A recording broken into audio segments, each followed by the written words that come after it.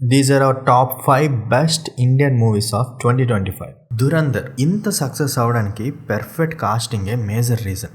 ఇప్పుడు Indian spy సినిమాలకు ఒక బెంచ్ మార్క్ని సెట్ చేసింది.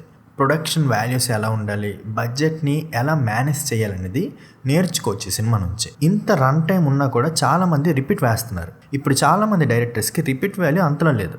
దురంధర్ దాన్ని అచీవ్ చేసి చూపించింది.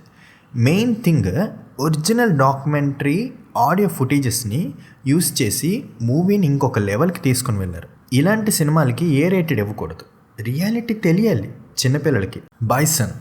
బైసన్ అనేది ఆల్ డిపార్ట్మెంట్స్లో ఈక్వల్గా పెర్ఫామ్ చేసింది. దీని వాల్యూ అంతా క్రిటికల్లీ అక్లెయిమ్డ్.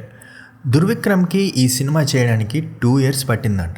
13 ఇంజురీస్ అయినా కూడా ఆ ఎఫెక్ట్ అంతా స్క్రీన్ మీద కనిపించింది. స్టోరీ లెవెల్ చాలా లేయర్స్ ఉన్నా చాలా బ్రిలియంట్గా చూపించారు. లోకా బడ్జెట్ ప్లానింగ్ ఇండియాలోనే బెస్ట్ ఉండేది మలయాళం ఇండస్ట్రీ దగ్గర. ఈ సినిమాతో హాలీవుడ్ ఈక్వల్గా ఉంది. స్టోరీ చాలా డీటెయిల్డ్గా ఉంది. ఎన్ని ఇయర్స్ రాసుకుంటే గ్రిప్ వస్తుంది స్టోరీ మీద. ఇంకా దీనిని 5 partsగా ఎక్స్పెండ్ చేస్తున్నారంట, కాబట్టి ఇంకా ఎంతో స్టోరీ ఉండొచ్చు. సినిమాటోగ్రఫీ విషయానికి వస్తే స్టోరీకి తగ్గట్టుగా న్యాచురల్ లుకింగ్ లైట్ని ప్రతి సీన్కి సెట్ చేశారు. త్రూ అవుట్ ద మూవీ కాన్స్టెంట్గా ఒకే ఫీల్ వచ్చేటట్టుగా డిజైన్ అయింది. కాంతారా వరల్డ్ బిల్డింగ్ చాలా బాగుంది. యాక్టింగ్ పర్ఫార్మెన్సెస్ అయితే ఇంకా బాగున్నాయి. విఎఫ్ఎక్స్ బాగుంది and brilliant work from Red Chillies. Next వచ్చేసి ఆరుమల్లె. ఈ ఇయర్లోనే పెర్ఫెక్ట్ రామ్ కామ్. సాంగ్స్ బాగున్నాయి, ప్లాట్ ఐడియా కూడా బాగుంది, కానీ ఇంకా ఎక్స్పెండ్ చేసుంటే బాగుంది. These are our top 5 worst Indian movies of 2025. సంక్రాంతికి వస్తున్నాం. Anil Ravipudi direction, screen play, story and cringe comedy. Worst casting and production values. ఇలాంటి సినిమాలు ఏదో ఆ రోజుకి గుర్తుంటాయి అంతే. మిస్లీడ్ చేస్తున్నారు ప్రొడక్షన్ హౌసెస్ని. నెక్స్ట్ మోగ్లీ 2000 స్టోరీని 2025లో రిలీజ్ చేశారు.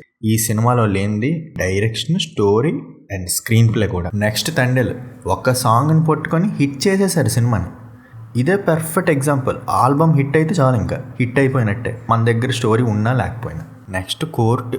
అబ్బా, ఈ జనరేషన్లో రావాల్సిన స్టోరీయే కాదు.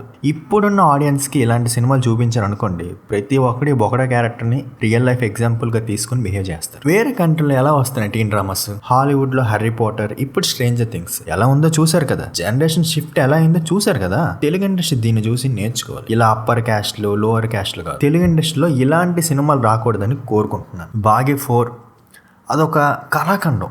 అసలు థియేటర్లో చూసి చచ్చిపోయాం. Worst acting, worst story, worst screenplay. ఇంకా ఫిల్మ్ మేకింగ్లో ఏ డిపార్ట్మెంట్స్ ఉన్నాయో అన్నీ వరస్టే. బడ్జెట్ ఏమో 80 crores, ఫిలిం క్వాలిటీ ఏమో 2 crores. These are our top 5 underrated Indian movies of 2025. Homebound simple స్టోరీతో చాలా ఎంగేజింగ్గా చూపించారు. ఈ డైరెక్టర్కి సెకండ్ డైరెక్షన్ మూవీ అండ్ ఈ రెండవ సినిమా రావడానికే 10 years పట్టిందంట. Surprising performances by all of them. ఇకో ఈ సినిమాని చూస్తే మీకు క్లియర్గా హాలీవుడ్ మూవీ ఒకటి పక్కకు గుర్తొస్తుంది. బ్రిలియంట్గా అడాప్ట్ చేసుకొని మలయాళం స్టైల్కి తగ్గట్టుగా స్టోరీని, స్క్రీన్ ప్లేని రాసుకున్నారు. అండ్ ఈ మూవీలో అందరి తాలూకా యాక్టింగ్ అయితే సూపర్ బాయ్స్ ఆఫ్ మ్యాల్గోన్. మెయిన్ ఇందులో అందరి యాక్టింగ్ చాలా న్యాచురల్గా ఉంటుంది. ఇలాంటి సినిమాలు వచ్చినప్పుడు మన ఇండియన్ సినిమా తాలూకా హిస్టరీ అనేది ఏటో తెలుస్తుంది.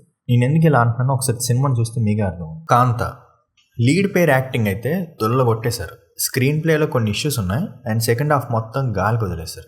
Kiss Hollywood level fantasy plot idea, because of bad execution వల్ల లెట్ డౌన్ అయింది.